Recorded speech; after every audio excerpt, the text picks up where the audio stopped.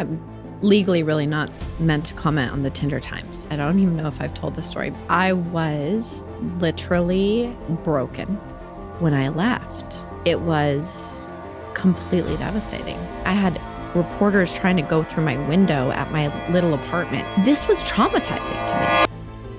So how did a dating app born from vengeance and vision rise to the top of the world and start to crumble under the weight of its own promise?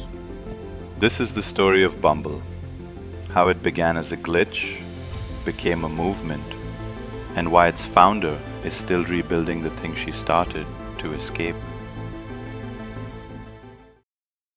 Whitney Wolfe was born in Salt Lake City, Utah in 1989, the daughter of a builder and a homemaker.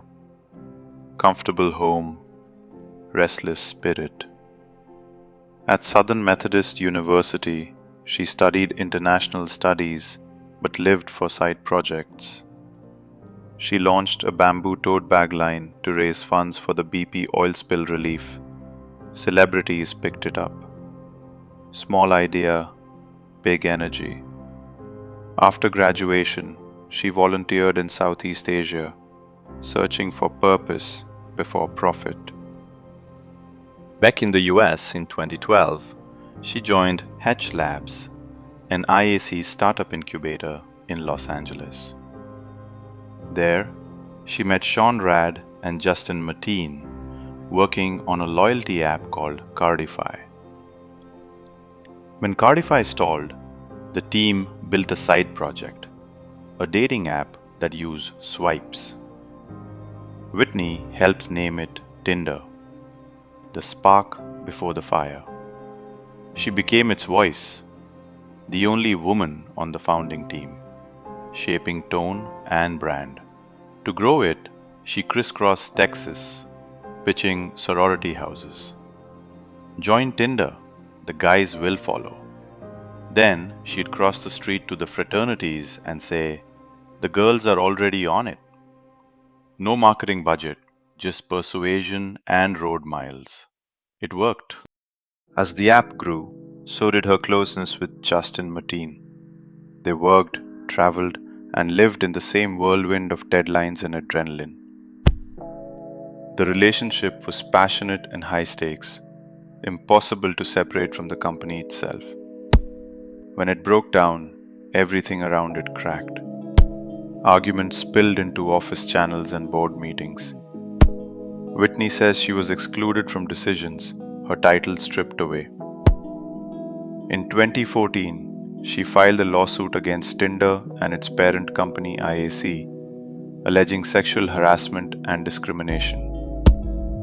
2 months later, the case was quietly settled. No admission of guilt, but a payout reportedly around $1 million plus stock. Legally, closure. Personally, exile.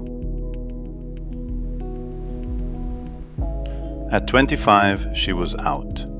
Erased from the company she'd helped name, branded difficult. She left Los Angeles for Austin and began sketching a new idea. A social app for kindness called Merci. It was quiet healing work. Then came the call that changed everything. The call came from Andrei Andreev, founder of Badoo, one of Europe's biggest dating networks. He'd read about her lawsuit and saw what others missed, a marketer with vision and public sympathy. Through mutual contacts, he reached out and invited her to London. In Badoo's Soho offices, they sat for hours. Whitney brought sketches of Merci. Andreev pushed her to pivot. Don't build another social network. Build a dating app that fixes Tinder, where women make the first move. He offered capital, engineers, and infrastructure. She'd lead the mission. Whitney hesitated. Another powerful man, another partnership. But she also saw leverage. If she could use his platform to give women control, she could reclaim her own story. Back in Austin, she assembled a small team. Sarah Jones Simmer, a strategist she'd met through local startup circles, joined to run operations and culture. Claire O'Connor, a former Forbes journalist who'd written about women in tech, later came aboard to shape Bumble's editorial voice. They balanced her. Sarah made order, Claire made meaning. Together they built Bumble, a yellow interface, a B logo, and one radical rule: women message first, or the match disappears. It launched in 2014 and caught fire fast. By 2018, it had tens of millions of users. Whitney became a symbol, the woman who turned heartbreak into empowerment. What most people didn't see was that Bumble still ran on Badoo's servers in London, a women-first app built on a male-engineered backbone. Whitney didn't mind the paradox. "If you can't burn the system down," she said, "rebuild the room from the inside." Bumble expanded. BFF for friendship, Biz for networking, pastel offices, therapy stipends, slogans about kindness. Then, in 2019, Forbes published an expose on Andrei Andreev's Badoo headquarters. Allegations of sexist behavior and a toxic culture. Whitney wasn't implicated, but Bumble and Badoo were still tied together. She acted fast. Investigation, public condemnation, and Andreev's exit. That same year, Blackstone bought his stake for about $3 billion. Whitney became CEO of Bumble Inc. 2 years later, she took the company public. Nasdaq bell, yellow dress, baby on her hip beside her husband, Michael Herd. Stock opened at $43, peaked near 76, valuing Bumble around $14 billion. The photo went viral. Youth, motherhood, power. But the numbers were already softening. The slide had reasons. Bumble's defining feature no longer felt radical. Rivals evolved faster. In chasing growth, Bumble added paywalls that made connection feel transactional. The brand stretched too thin, dating, friendship, networking, and lost clarity. Leadership churned after the IPO. Culture shifted from purpose to pressure. Meanwhile, Gen Z moved on, meeting on TikTok and Discord. Empowerment sounded like a marketing word. Bumble's warmth read as outdated next to irony and chaos. By 2023, active users stalled near 45 million. Revenue growth fell below 10%, then dropped 7.6% in 2024. In 2025, Bumble cut 30% of staff, about 240 people. The stock sank under $9, down 90% from its peak. Even the brand's core rule began to bend. New settings let anyone message first. The rebellion was rewriting itself.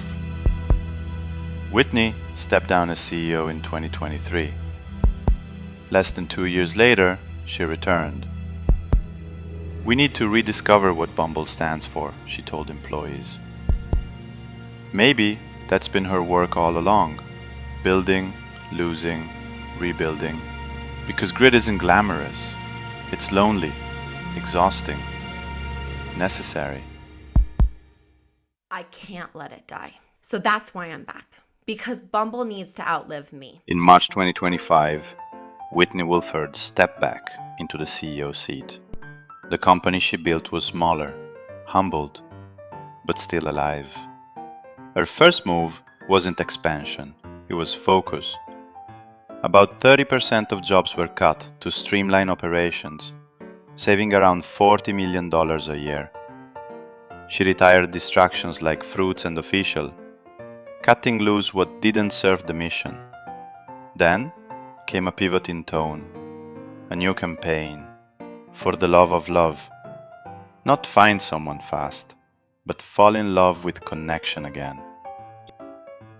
Product updates followed. Photo verification to restore trust. AI-driven recommendations to reduce choice fatigue. Expert advice content built inside the app. Real-world events in cities from New York to Mumbai to bring people face-to-face again. Behind the scenes, Whitney's team worked with psychologists and relationship scientists on AI matchmaking built for empathy, not efficiency. The ambition isn't to chase Tinder. It's to make Bumble a lifestyle platform where dating, friendship, and community overlap. She calls it a return to the core. Less noise, more intention.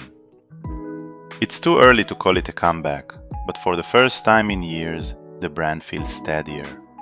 The stock has stopped falling. The layoffs are done. The story, for now, is quieter, but clearer.